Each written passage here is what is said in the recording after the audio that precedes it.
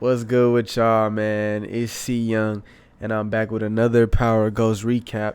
So this week we recapping Power Ghost season 3, episode 7. It's titled "Deal or No Deal." So we're gonna start off. The episode starts up with the Russians. They sliding. So last week I was kind of underestimating them. They was missing at the funeral, but they sliding this week. So they slid on the Tejada's crew. Next scene, we see Monet and Gordo. They in the kitchen talking. Monet says that she wants Gordo. She asked Gordo to leave Drew alone, so she tried to give bro a chance. And Gordo was like, "Nah, he ain't finna. You know what I'm saying? He good. He ain't doing nothing." And he basically tells Monet, this how it's gonna go down. And Monet, she's just like, "All right," and she calls for an emergency meeting. So, he made a wrong move. You can't just sit around and give orders to Monet, or threaten Monet. So next scene, Reek is on the phone with Lauren. He's asking what the feds have on him. Lauren says that the feds saying that you're a killer, you're a monster. Because Sack said that about Reek last week on last week's episode. And Tariq, he just wants her trust by all means. So he's like, hey, you could trust me. I'm going to earn your trust, baby. So next scene, Brayden, he's smashing Kiki. Brayden, he's thinking about Reek. Like, nigga, what? How you in some pussy you thinking about Tariq? That nigga weird.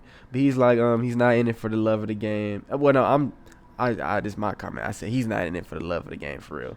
But Kiki's telling him about how she knows that he sells drugs. She a nosy little bitch. She's planting seeds in his head though that you don't need Reek. She telling Brady he doesn't need Tariq. She says, if you're the one with all the big ideas, why the hell are you crying over Tariq St. Patrick? So Brayden starts thinking about that.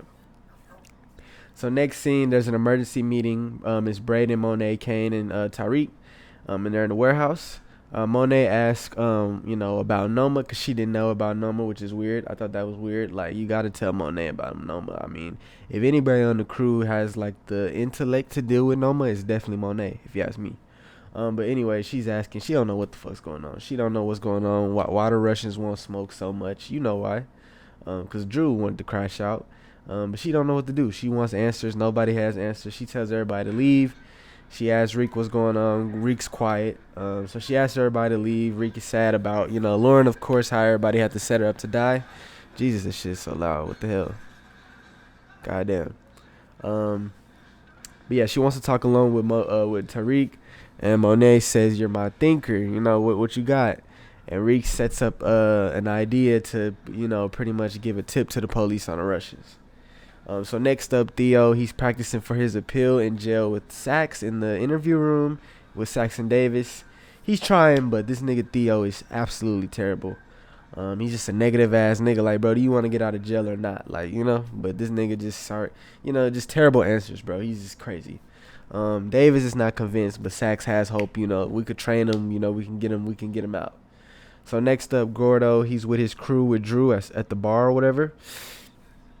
And Gordo's crew is unhappy with Drew for the stupid ass war that they're in with the Russians. Drew just crashed out and he's got them in some dumb shit. But they asked for a renegotiation, since they gotta involve themselves with all this smoke. So they want a 50-50 cut. Drew's like hell nah, but they like hell nah. So then Gordo talks his crew out of doing any wild shit, but they was about to do some wild shit, and Drew's kind of impressed because he's like, okay, Gordo, stand up for me. So next scene, the cops are talking. Oh wow, more cop scenes, right? So Sax tells Jenny, if she lies to him again or if he gets blindsided again, he's gonna burn her, with no hesitation. So we'll see. He's a clown, so we'll see about that. Next up, Sax seems to think that Tariq knows something, but Jenny's not really convinced. So next up, Reek, he meets up with Tate outside, and Reek looks like hella sus. He's like looking around and shit. He's nervous. And Tate's like, are you being followed, nigga? I can't be seen with your shady ass. Tate, the shadiest nigga, right? So Reek, he's like, hey man, cut the bullshit. I'm trying to give you a police tip. So he gives him a police tip on the Russians, just casually.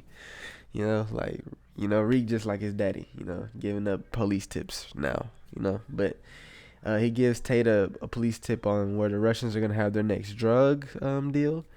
And Tate's cool with it, but he's kind of hesitant, because last time Tariq had lied to him about, I think with the shootout or something. But, anyway, he takes the tip. Next up, Davis, he's talking to Reek, and Reek says he thinks Sax is hiding something or he's lying about something. Then he says he's got to go. So next up, Monet's at the crib. She's with Kai, I think his name is, the nigga from the wood. So he meets up with Monet at the crib, and I was hella confused because I'm like, is she choosing this nigga? Like, I'm hella confused, but whole time she really plotting. Now that I didn't seen the episode. But Drew's not fucking with it at all because bro's kind of pressing him. Kai's kind of pressing him. He's asking Drew, he's like, hey, bro, why y'all ain't sliding by Lorenzo? You know what I'm saying? Drew's ticked off, because Drew really sliding, in his eyes. But Monet asked Kai for muscle, and Kai's kind of like, nah, he can't really get his guys active. Drew's just spazzing out. Kai kisses Monet on the cheek, and Monet's kind of playing hard, but she's asking him like, we need help. And so Monet, after she walks Kai out, she's talking with Drew, and Drew's like, what are you doing? And Monet's like, we need the help, man. We gotta fake kick it with these niggas for right now. We in this war with the Russians. So she's playing Drew on his emotions. She's trying to boost him about the whole Gordo situation. She's just playing on his emotions. Monet, she's cold, bro. So next up, we have a talent show on campus. Light skinned Keisha, she looking amazing. The song was crazy on mute. It was an amazing scene. She's amazing. I loved it. So then next up, Salim, he comes up and does a poem. Nigga lame. He's trying to get Diana's love back and he failed. Boo, corny. So he gets mad because she wasn't really fucking with his poem. He just had way too much confidence. And even shout out to Diddy's son, because he's a real nigga. He's a real friend. He asked him before. He's like, are you sure you want to do this? And Salim's like, yeah. So then, he does his corny poem. And I will say this, Tupac would be ashamed of him. He would be. But Diana walks off. She's not feeling it. She's disgusted. He follows her into like a closet, janitor closet, or maybe it's at their job. I don't know. But he's confused, and he says, you're not going to acknowledge what I just did up there. Bro is crazy. Then he asked about Tariq. He's just going crazy. He said, and I quote, he says, I wanted to help you, but I should have known better. Taint is in your blood. It's only a matter of time before you started fucking some drug dealing murderer piece of shit like Tariq. And then Diana slaps him. And he just teases. He kind of teases that he's going to snitch on her for selling drugs. And then he fires her ultimately. So, yeah, pretty intense scene. Salim's, he's wilding, bro. Like, bro's wilding. He's too nosy. He's too possessive. And I feel for Diana. I love Diana. So, next up, Reek, he's wilding out. But he's playing chess. So, he approaches Effie about the pic with Noma. He's like, hey, can I get the picture? I got a plan. Effie's like, no. Like, are you going to let me back in the business? He's like, no, and then they kind of get into it, but we ultimately find out that he's just setting her up to talk, about killing Lauren, and he's recording her. So next up, we see that the Crash Coin servers are down. Braden's trying to get that figured out with the people that are over the servers, and he's doing some investigating into the Weston Holdings. It's like this weird ass long ass scene where he's just like walking through the building and shit. Like it's hella dramatic for no reason, but. He did all that just to walk up to a shredding machine. It's like, bro, I do that every day at work. Like, come on. But yeah, he does all that, and then he ends up finding the company's books to the Weston Holdings. So he starts looking into that. Next up, Effie, she walks onto the roof, and she peeps the camera, unlike Diana on the last episode. So she automatically turns around and she texts Kane, his camera's on the roof. So next we see that Reek, he's checking in with 12. Like, what are you doing? He's ghost for real. Niggas is crazy. But he's checking in with 12. Then next up we see the police. He's on the phone with Tate. But next up we see the police. They bust the Russians. Reek is insane, bro. He's out here dropping dimes on niggas for real. Like, him and Monet are insane for this, bro. But Tate, he takes all the credit for the arrest that's going on. So then after that, we see the police. They're meeting. They're going over all the information they have for the RICO, currently. So they come to find out that all the cocaine that they've been busting, it doesn't have a match on it, and they talk about they think that Tariq is working with Tate on the low, so they're kind of plotting about that. Then the next scene we see Kane. He gives Effie some weight, but it's not enough for her. So they're outside or whatever, and she's saying it's not enough. She's crying about her tuition. She's like, I need to pay tuition. Like I need more. It's not enough. I need more money for tuition. And Kane offers to pay for it, but she's like, nah. She's like, nah, I don't want your money. I'm not your charity case, as she quotes. So the next scene, we another classroom scene. Salim is salty. He starts wilding out on Diana. Effie starts wilding out on Reek. Reek ain't even look at Effie. So next up, Monet calls Diana. Gives her a little speech. Kind of puffs her up, give her some fake love. Plays with her emotions. Just like Monet does. Next scene, sex. He talks about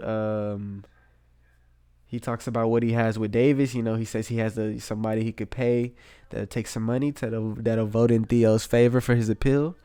And Davis is he wants to be careful about it, but Sax is like, trust me, we could make this happen. So they plot on that.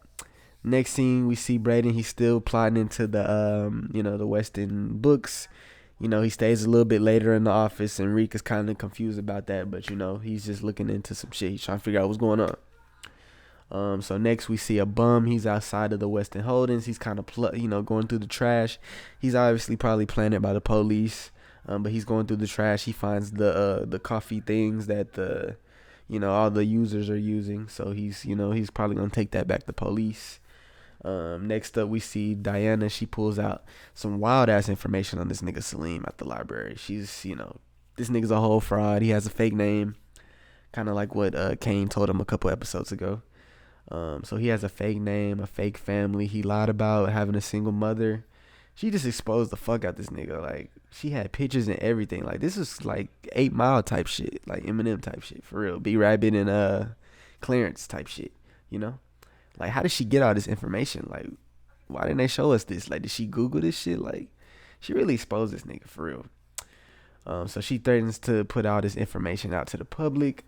How, he's faking, how he's a fraud. And he's not going for it. But she's like, hey, I'll really tell everybody, your name's Trevor for real.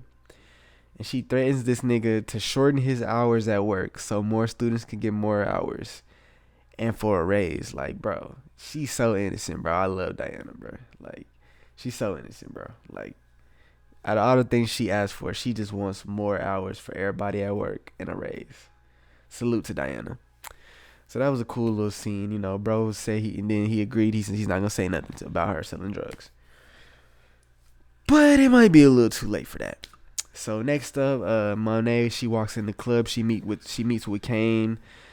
She's trying to sweet talk Kane, and Kane is the only one that's not going for it. He peeps game. He's like, cut the shit, ma. So she's like still going with it, cause Monet, she's not a rookie with this shit. So she's still trying to play the game. And she's playing Kai. So Kai walks in, they're talking, and he hears some shots, so he's kind of like on alert. And she pulls out a knife. She tries to stab him, but he damn near offs her ass. Like, he starts choking her out and shit. But Kane comes for the save out of nowhere, and he pops her in the neck. Damn, on camera. He pops Kai in the head with the headshot.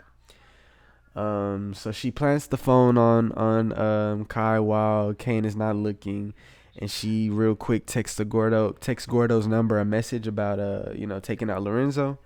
She plants the phone on Kai. Drew walks in because he was supposed to come in earlier. He cleans up the body. He finds the phone that Monet just planted. He goes through the messages. He peeps game that what's going on the phone. So he thinks that Kai was planning to kill Lorenzo with somebody. So he peeps game, which is not really game, but this is intense. Like, this shit's crazy, bro. This is some crazy shit. It's crazy ass scene. Monet's on some Kanan shit for real. She had a whole plan, bro, for real. So next up we see Effie. She's trying to get a loan at school, but the loan director, she's not really going for it. But then she pulls up Effie's file, and we see that Effie's account was already paid, so her tuition's paid. So then she texts Kane because she knows that, or she has a feeling that Kane did it. So she's like, "Fuck you," and Kane's like, "You're welcome." So that's cool of Kane. He looking out. She pay her tuition. He like Drake out here. He paying these bitches tuition for real. So next or Young B, he YB, he really YB for real. So next up we see that Monet, she brings Kai's head to the Russians. This is very bold. She offers a peace with the Russians and they go for it. So this is very unrealistic. It was weird, but they, shortest war ever. It's like 2 episodes long, 1 episode long. So next scene, Davis's brother Theo, he gets out of jail, but he's mad. He's like the first nigga to get out of jail and be mad about it. Like, what? But he's not happy. He wants nothing to do with Davis after forgetting him out. Literally forgetting him out. It's the thanks he get. It's just all terrible. And this is just terrible, bro. Like, they wanted us to they pulled an Aunt Viv on us like Fresh Prince of Bel-Air. They had Redman in the last season, and they switched them out for this nigga. And they just want us to believe it's the same person. Like, no explanation, no follow up. Like, where's Redman at? Like, it's weird, bro. It's weird. I'm not really feeling this shit. Like, if they couldn't get Redman back, they should have just forgot the whole storyline. Yeah, man, I gotta get that bug. But anyway, next scene. So the police, they're meeting up. They're excited about the Rico. They're weird. Next up, Reek, he calls Lauren. He wants to meet up with her. He's starving for information. He's playing chess. Next up, Gordo and Drew, they're chilling. Gordo goes in the shower. Drew sees a notification on Gordo's phone. He sees that it was a message from the killer because he just tried to text the killer's phone with Kai, all that.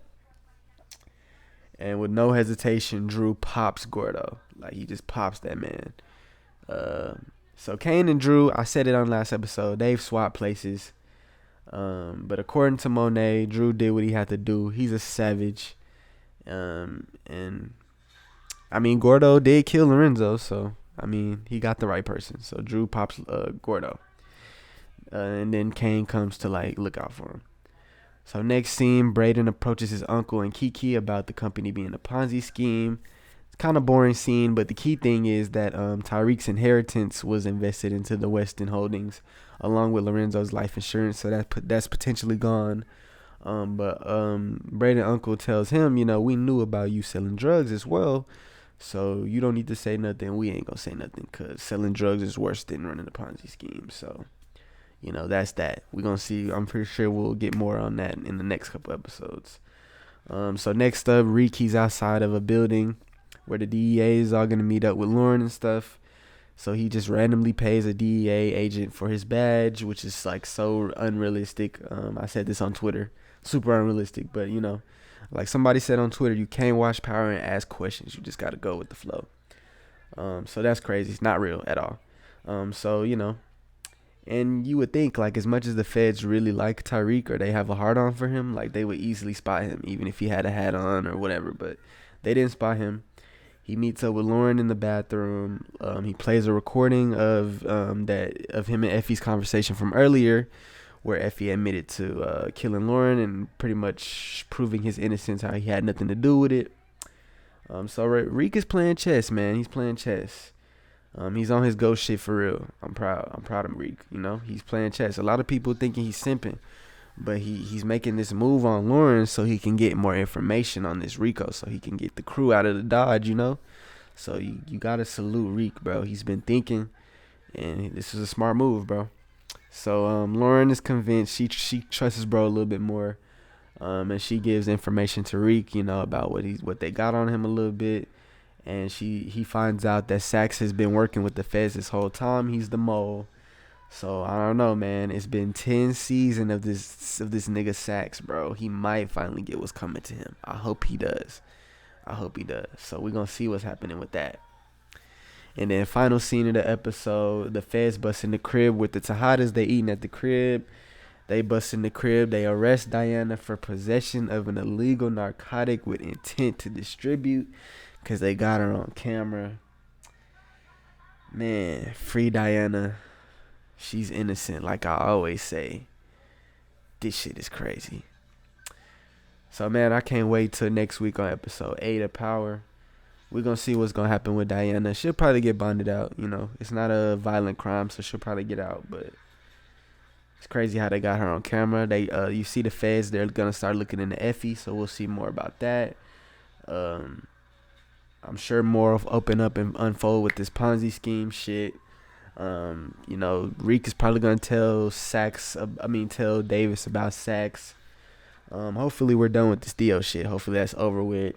The feds are probably gonna go through the coffee shit. They're gonna peep more about the operation. So yeah, man, it's a crazy episode. I think we seen in the preview Reek is gonna try to set up Effie, so I don't know how that's gonna go. But this was a good episode. This season has been amazing. Of Power Ghost Book 2, best season so far if you ask me. And I'll be back next week for episode 8 review. So y'all tap in with me, and I'm out, y'all. Peace. Appreciate y'all.